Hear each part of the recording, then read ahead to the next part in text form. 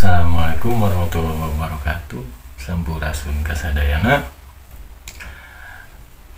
Masih kelanjutan kemarin, yaitu tentang sila keempat, kerakyatan yang dipimpin oleh hikmah kebijaksanaan dalam bermusyawaratan atau perwakilan, gitu ya, yang memiliki simbol banteng.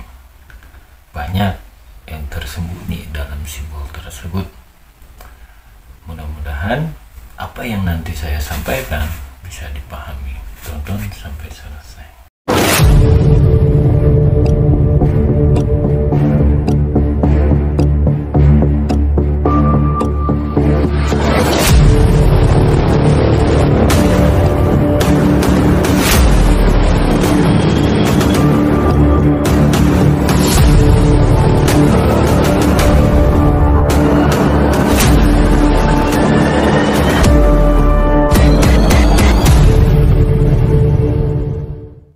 Sila keempat yang memiliki simbol banteng. Percaya atau tidak, simbol banteng ini ialah manusia yang memiliki tingkat kecerdasan yang sangat luar biasa, lembut.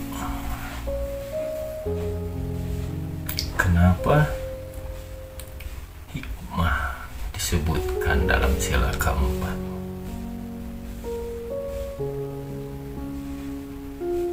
Hikmah adalah sesuatu yang ibaratnya apa yang kita dapat dalam suatu kejadian.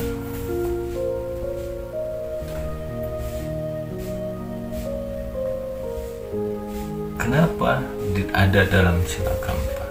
Yaitu ketika kita menemukan perbedaan, menemukan kejadian, gitu kan? Nah, kita harus ngambil hikmahnya.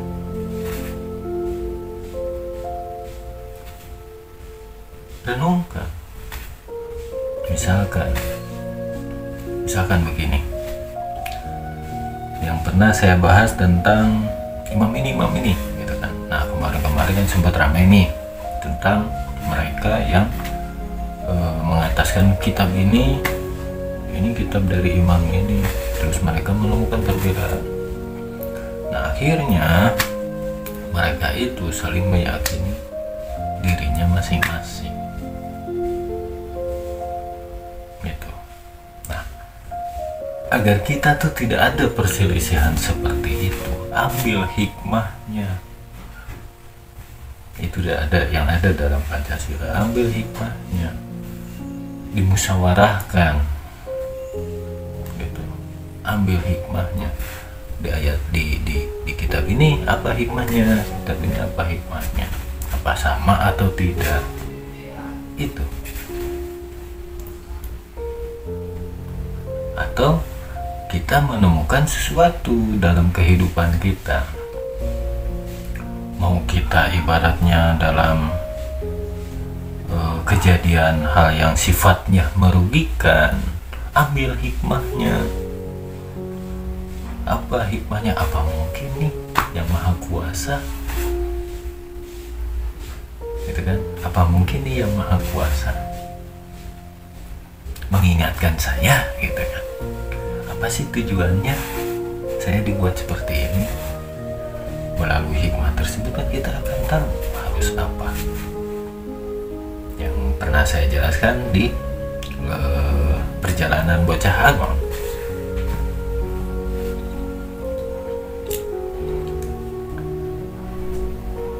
Nah, dalam perjalanan itu kan ada Pancasilanya juga di sana. Kenapa sih simbolnya lembu? Yang saya bilang tadi, yaitu seseorang yang memiliki tingkat kecerdasan yang sangat luar biasa. Karena kalau dalam kisahnya sebenarnya itu bukan lembu banteng, tapi sapi.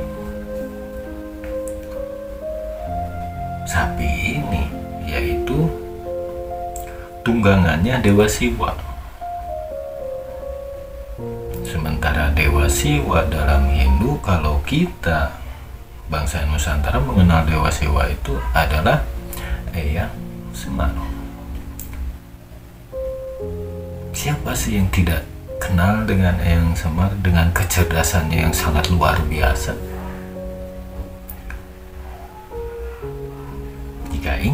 Jika masih menyangkal bahwa Eyang Semar itu tidak memiliki kecerdasan yang luar biasa, ya belum mengenal siapa itu beliau.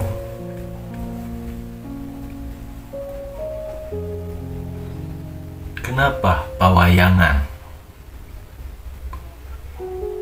Sosok beliau selalu memberikan gambaran-gambaran tauhid tentang ketuhanan. Kalau wayang golek, gitu kan?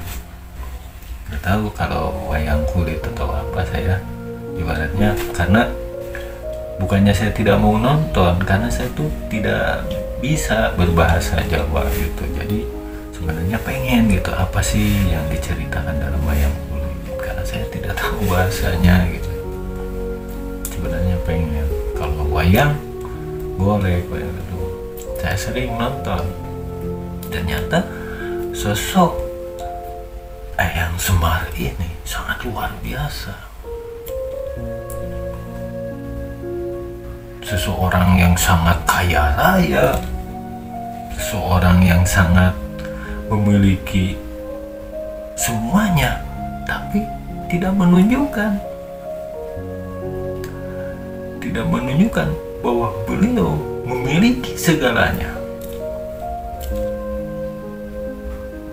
Biang hikmah, biang pemikiran, biang orang-orang cerdas dalam kehidupan manusia ini, beliau sosoknya, beliau biangnya.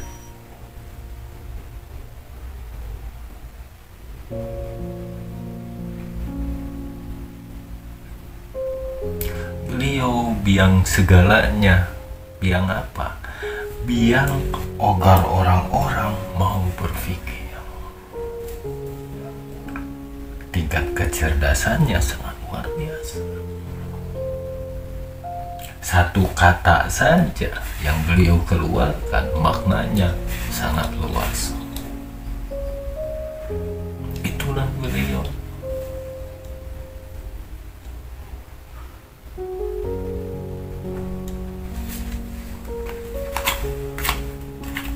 Sekarang kita mau lihat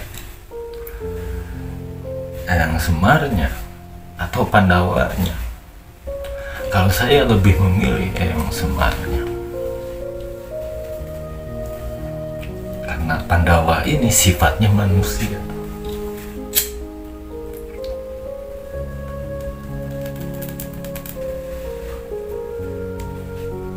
Tapi kalau Eyang Semarnya sifatnya itu ilmu yang maha luas.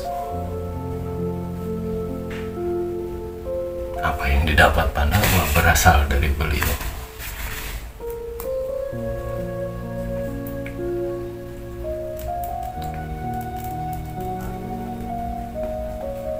Kalau secara alam nyata ini, ibaratnya di kehidupan sekarang ini, siapa yang tidak mengenal beliau?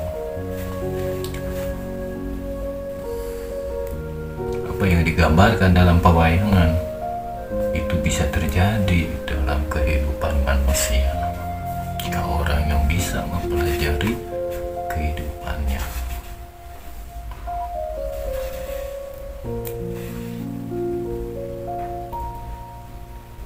Itulah simbol banteng atau simbol lembu, orang yang memiliki pemikiran yang sangat luas, yang sangat wah gitu.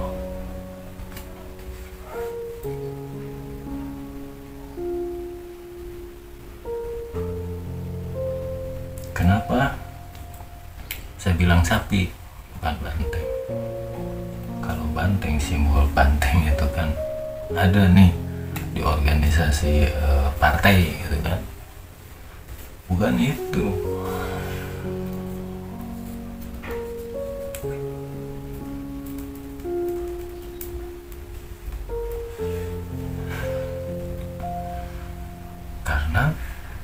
sapi ini adalah tunggangannya.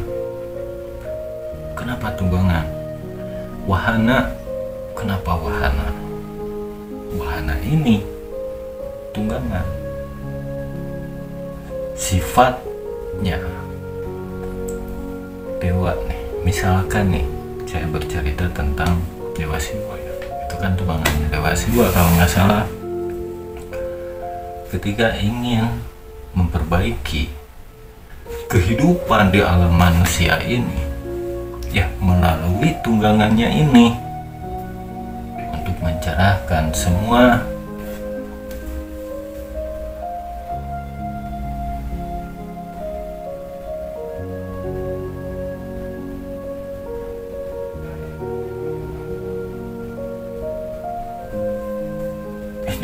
ini perlu penalaran atau apa ya, pemikiran yang sangat mendalam kalau tentang ini, karena biangnya kehidupan di alam ini ya beliau Eyang Semar yang mengatur segalanya.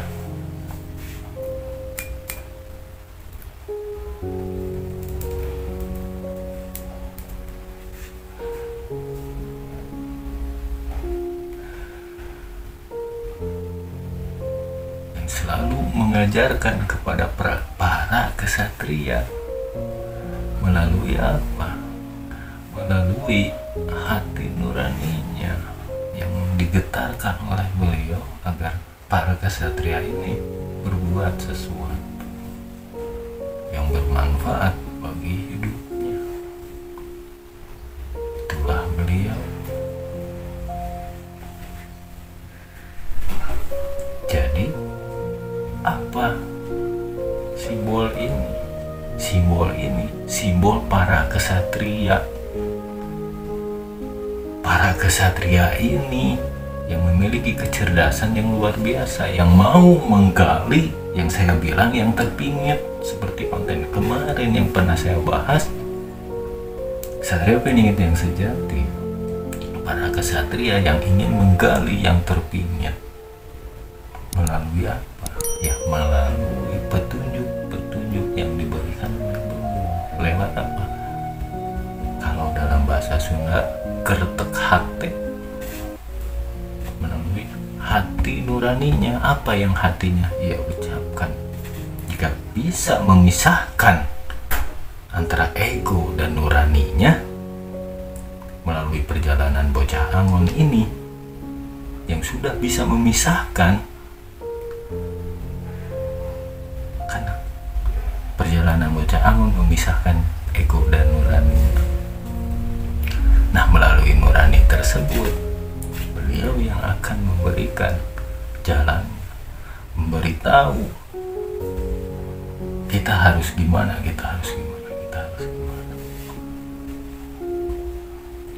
Simbol lembu ini yang memiliki kecerdasan yang luar biasa, yang mewarisi ilmunya Eyang Semar ini,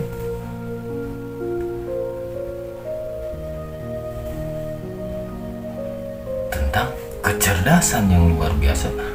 Dalam gambaran fisiknya saja perlu kita penelaran yang sangat luar biasa, panjang. Kalau kita lihat dalam fisiknya saja, itu sudah mencakup keseluruhan kehidupan.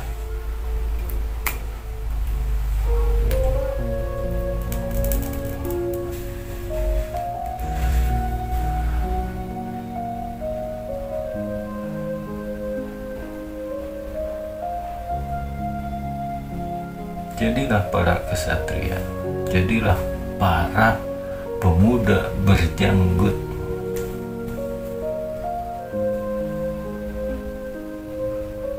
yang selalu membawa kain tua. Kain tua itu kalau di zaman dulu untuk dijadikan pakaian. Nah, pakaian ini yaitu disebut, yang saya sering bilang, memakai. Budi pengertian. mengerti. Yang sebenarnya sudah lama, kalau di zaman sekarang yaitu baru. Sebut lama tapi baru, disebut baru tapi sudah lama. Karena banyak orang yang sudah lupa, bahkan tidak mengetahuinya.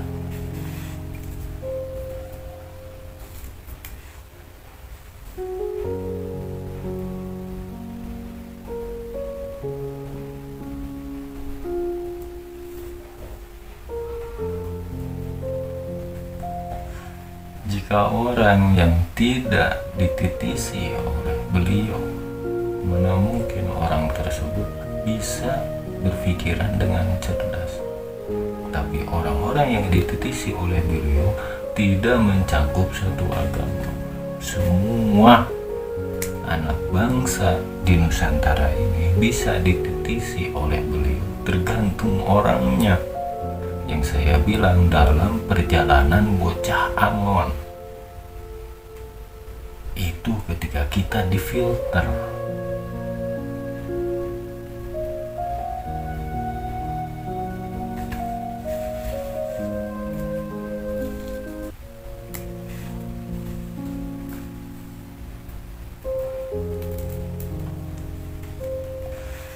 Dalam perjalanan bocah angon itu kita difilter. Mana orang yang mampu menjadi kesatria, mana orang yang tidak mampu menjadi kesatria. Nah, orang yang mampu jadi kesatria akan dilanjut karena sudah bisa memisahkan hawa nafsunya atau ego dengan nuraninya. Di situ akan diberikan petunjuk-petunjuk, akan dititisi oleh